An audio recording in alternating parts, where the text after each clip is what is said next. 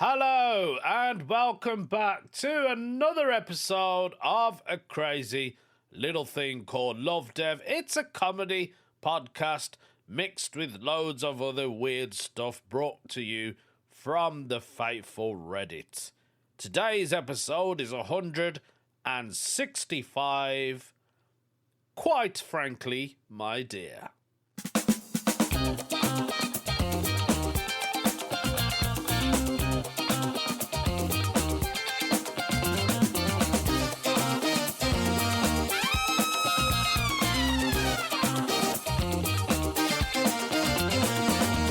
It's been exactly 1 week since I lost my dear cat Faith. I haven't received any messages from people who wanted to ask me any questions or how we're going to dedicate an episode to her. I haven't got round to doing it. It's still kicking in, I'll be honest. Like, when I come home now, I always expect her to be about, coming up to me, meowing for food or just attention. There's none of that now. My house feels kind of empty. We're still all feeling it. I still imagine her being around. Maybe she is in spirit. When you lose a pet, can you get pet ghosts? I don't know. Has anyone ever heard of a pet ghost or just general animals running around? I don't know, man. Maybe. Maybe she's still about. She's still about in spirit, if you know what I mean. Sometimes I always look at where she sits or where she'll be in the house, because I could imagine her now coming into my recording studio, i.e. garage. Garage room. Just coming up to me, looking at me and thinking, oh, he's doing one of his podcasts again. I better leave him alone. Oh, man, what I would do for her just to come up and sit on my desk. I know, man, I know. It's terrible. It's terrible. But I hope everyone is well out there. The weather's been good in the UK. We've had nice sunny days. It hasn't rained, which is strange. But I do believe next week it will start raining again, which is typical. But it's been lovely, man. It's been a proper spring. All the flowers are starting to blossom out. We've got a cherry blossom tree, pink flowers, and that's come out lovely. I'm trying to maintain it so it doesn't overgrow, if you know what I mean. And my wife is on about planting more trees now in the garden, and I'm like, well, I don't really want to block any sunlight. I said, if you want to get a tree, get a small one. Something that doesn't grow too big, because I don't think I could deal with a big, massive tree. I know trees take years and centuries to grow big, but do you know what I mean? I don't want it to get to that stage where I'm thinking, I've got to chop it down now. So I don't want to do that. In other news, I've got a gig tonight down in, where is it now? Browing, something like that. It's called Browing. It's down by just near the M25, kind of towards Cambridge way. It's a pro lineup. I'm on with Paul Pierre, John Mann, who's the MC, and Pete Furman. So that'll be good. Yeah, Pete Furman, I believe he's been on the telly and Apollo and everything. So I think I might stick around to watch him, because I've never seen him. So I might just stay. I never really stay, although it's 2 hours and 20 odd minutes away. I think I will just stay and watch him. Yeah, that should be good. Also, other news, I'm thinking of buying a new car now. So my car, I mean, it's done 171k miles. So I'm just keeping my options open. And I believe Hyundai, is it Hyundai? Hyundai? You know the company. I'm sure it's pronounced differently. So I was looking on them, and they do like this 0% APR. And just before I was going to do my recording, they called me to see if I want to come down to their dealership and have a word with them. So see what I can do. I don't want to spend a lot of money, I'll be honest. I'm not that rich, do you know what I mean? So I'll have to see. Yeah. On other news, let's do some... should we do some topics? There's some great ones today, I believe. Let's have a look. Let's see what our first topic of the day is.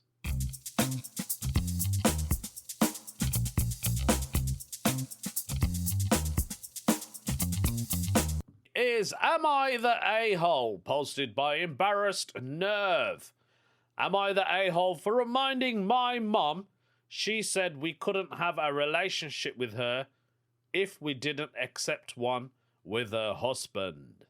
I'm guessing they're talking about a stepdad. If you don't love my partner, you're not loving me. That's basically what their mum is saying. Let's find out more about this story. My mum has me, 27-year-old male. Happy birthday, mate. And there's my sister, who's 29. Happy birthday to your sister. With our late dad. He died when I was 10. And my sister was 12. And when I was 15, my mum got remarried. Her husband is Frank. Hashtag fake name. From the very start, my sister and I had issues with Frank. We have bigger and smaller issues. So here are the two big issues they have. Number one, he insisted that nobody mentioned Dad in his presence. Didn't matter who we were with or where we were, it was not allowed. This included the times he tagged along when we went to see anyone from my dad's side of the family. He would invite himself and then enforce this rule, or he'd make us leave. Mum let this happen. Even on Dad's anniversary or birthday, we couldn't talk about him if Frank was around, and that included asking Mum if she wanted to come to the grave with us. Frank actually yelled at my sister during her graduation dinner because she had mentioned her dad in her speech. What? What kind of Frank is this? He sounds like a Frank who's an arsehole. Number two issue. He inserted himself deeply into the relationship with our dad's side of the family. We could visit anyone on my mum's side without an issue. He didn't even care if we said anything to him, but the second it was someone from Dad's side and he found out, only mentioned it to Mum, he would have scolded us and insist we needed to ask for his permission to see them. Then he'd tag along frequently and invite himself to see them too. So he's seen your dad's side of the family and you can't mention him. That's absolutely bonkers. This went on for a lot of stuff. Mum had already stopped coming with us before she even met Frank. But he insisted on being there, and if my sister or I said we didn't want him to come, then he told us we couldn't go. He sounds like a controlling person. If whoever we went to see didn't want Frank inside the house, he'd say, then we're not allowed inside either. Once my sister moved out, he was annoyed that she spent more time with Dad's side, and he tried to tell her what to do. She was having none of it. I don't blame your sister. Frank sounds like a very controlling person, personally. So he doesn't want you to think of your dad who passed away. I'm sorry to hear about that as well. What a plonker. What an absolute plonker. My sister and I talked to Mum all about our issues with Frank. And we told her we didn't want a relationship with him. She always told us if we needed to have one with him, we got to have one with her. We took her at her word, and my sister stopped talking to her. And once I moved out, so did I. We stopped going to see her or spending holidays with my mum. And Frank, in brackets. We didn't invite her over or initiate any contact. She brought it up a few times, how we were bad at maintaining the relationship, and we told her we weren't. We just weren't maintaining it, but she ignored us. She tried to come and see us a few times. We told her no, Frank, so she never came.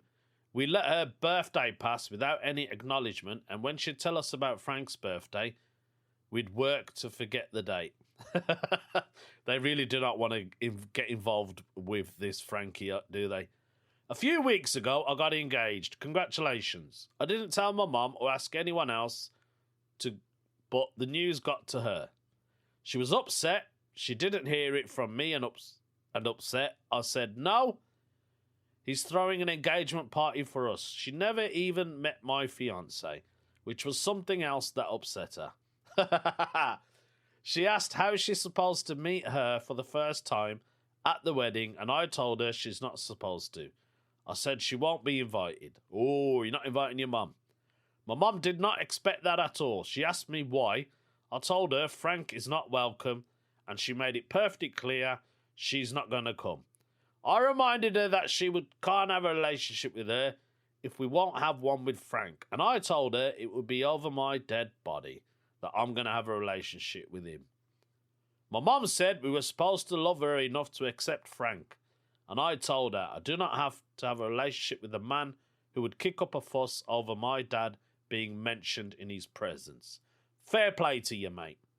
And who tried to control the relationship I had with my family. I reminded her, Dad is still my dad. Of course he is. And I'd find a way to incorporate his memory into the wedding.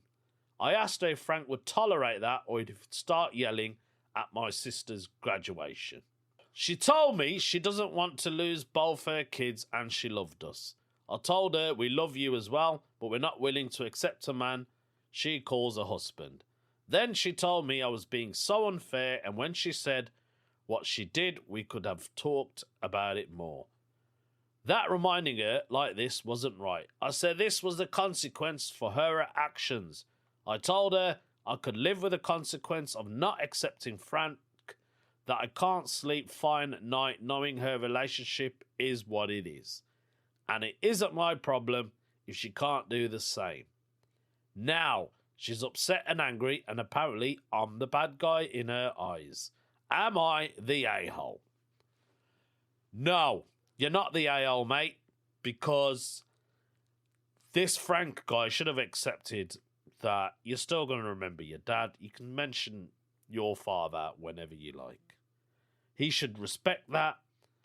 If he lost someone close to him, he would understand it as well. Frankly, funny enough, you guys are right, and just hold your ground.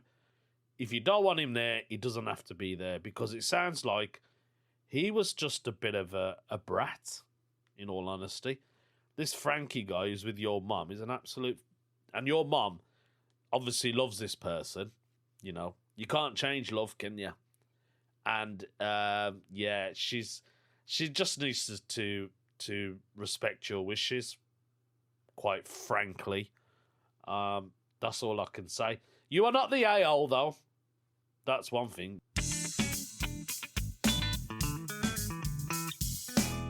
That's very interesting, though. I could never imagine my mom getting married again. If my mom got married again, I'd be at an absolute shock. Especially now. Like, if I lost my dad. If that was me, though, I would be in the same situation. You know what I mean? I wouldn't want my mom's new partner, you know, kicking up a fuss every time I mention my dad. Although I barely see my dad. You know what I mean? That's absolutely awful. I did like that, though. Am I the a-hole? That was a good question. I hope you get it sorted, embarrassed nerve. Oh, there's one thing that I do need to mention, actually. Before I forget, I know I keep talking about the Rick Mail Comedy Festival. There are still tickets available for that. June the 6th, that one is. So come down.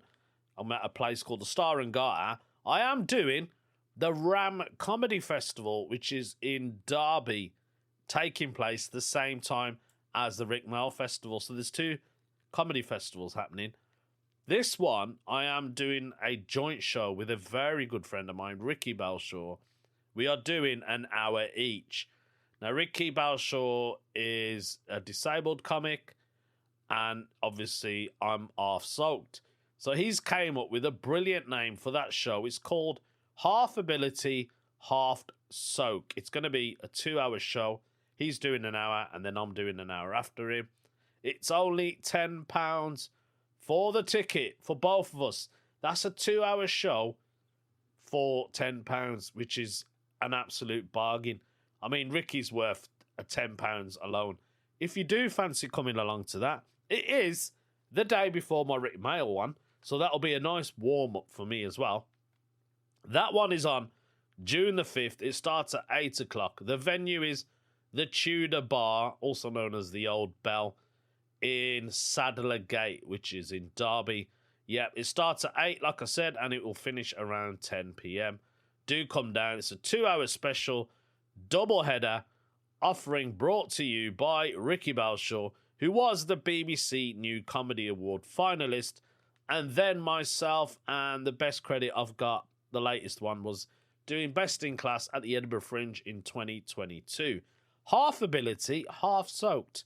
A great value show for the price of just one. Get yourselves down there.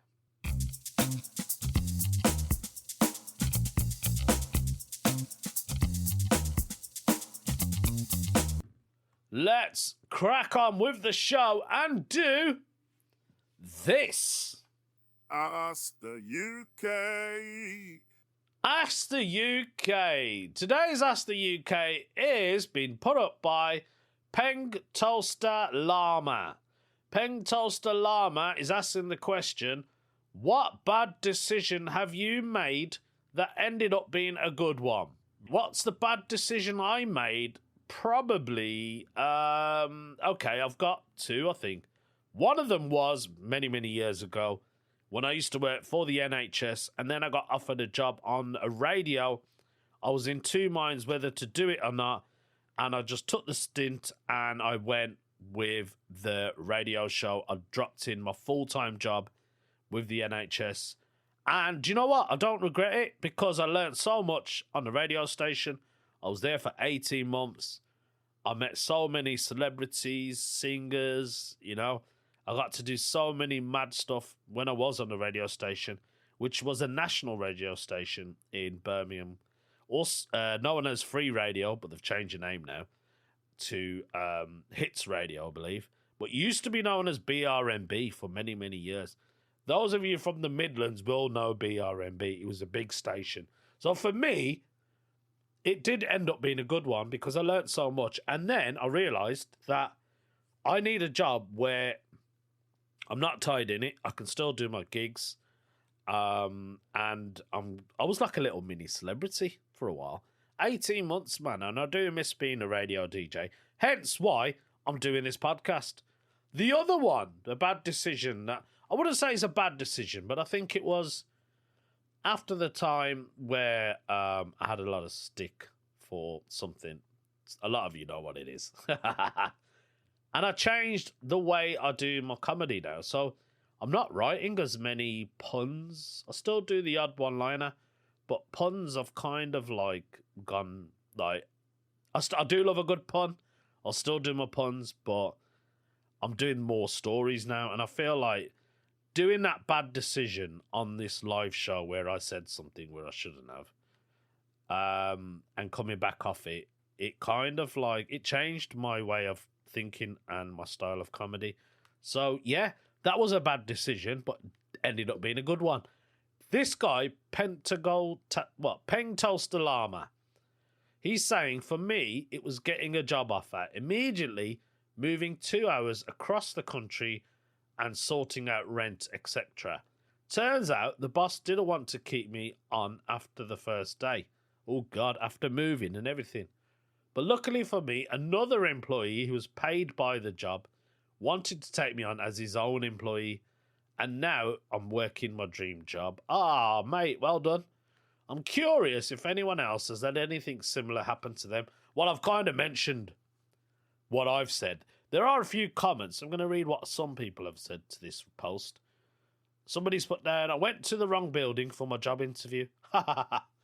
Ended up being 45 minutes late at the right place. 175 people went for that job, but they gave it to me as I seemed so calm despite being late. Oh, you just must be laid back then, mate. Another one has put down, dropping out of sixth form like 3 times. I don't know if it's really a bad decision. Maybe it was a bad decision to spend so much time trying to make it work. But if I didn't waste 3 years on that, I wouldn't have had a good friend I have now. I wouldn't have done my apprenticeship. I wouldn't have met my husband, and I wouldn't be 2 years away from my dream job. Honestly, now, at 27, my life is pretty much all made up. I'm so lucky. Congratulations to you on that one. There we have it. That was today's That's the UK.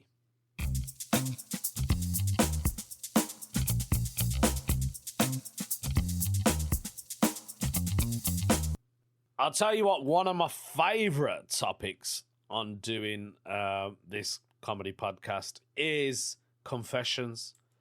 I think confessions is, it's definitely one of my favourite subjects to pick at the moment. This one, just reading the title, got me. Here is today's confession, posted by the Red Queen Theory on the Reddit forum. When I was a kid, I drugged my dad for a whole month. Oh, God. This person had drugged their own father for a whole month. I bet the other one from the Frankie lot, I bet they probably wanted to drug him as well. Put him to sleep for ages. Okay, let's find out what is happening with the Red Queen Theory. It's starting with a warning. Contains abuse. My father was a raging... You know. He used to beat us and yell at us about how worthless we were constantly. My mother finally had enough, good on her, and said that either he gets psychological help or she leaves him. He went to the doctor and prescribed an antipsychotic medication, which made sense to us as kids, because he was psychotic. When he started taking it, he magically became nice. No more beatings, no more yelling, it was paradise. Then, after a while, he turned mean again. Maybe he stopped taking his meds. We asked our mum what was going on, and she said that he stopped taking his meds. I was right. Because he didn't like the side effects, whatever that meant. We felt doomed until one day my mum accidentally left his prescription bottle in the kitchen. My sister and I looked at each other and didn't even have to say a thing. She got out a spoon and I ground the white pill into a powder and we put it in his orange juice. I think that is illegal. I don't think you can do that. What a nice day we had. We did this every single day. Good on you, kids. Enjoying our temporary happy home. Until the prescription ran out. It was the best month of our childhood. And I'm not sorry. I wonder if your dad noticed the side effects. Because you do get side effects from psychotic medications. I know that. Working in the NHS. There is numerous stuff it can do. It can make you impotent. It can make you eat all the time. It can give you headaches. So there's a lot that he was probably getting all of that, innit? And then obviously you guys were drugging him up on the side. So maybe that worked. I wonder if your dad still had those side effects for that month. That would be interesting. They have got an edit on this because I believe a lot of people have replied to this. It's got over 52k likes and it's got over 1k messages on here. So edit, for those saying that antipsychotic take weeks to work, that's not always the case. In contrast, antidepressants often take weeks to work. People have commented that they have taken antipsychotics such as Latuda or Seroquel. I believe these are American. And they claim they feel the effects in hours. For your information, I have no memory of exactly what drug he was on. Wow. Thanks for all your kind words and the award. This is an unexpected but greatly appreciated. To those that asked, I'm doing fine now and I live in a blessed life. And no, I don't recommend people to do this at home.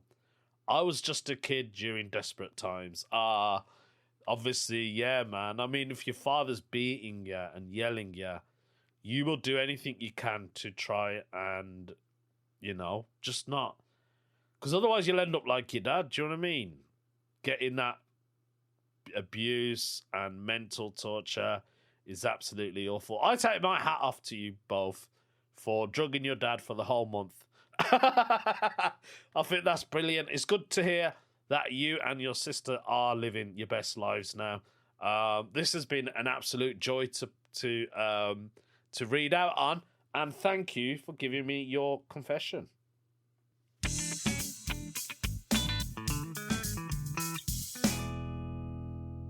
Could you be a murderer? That is today's weird news.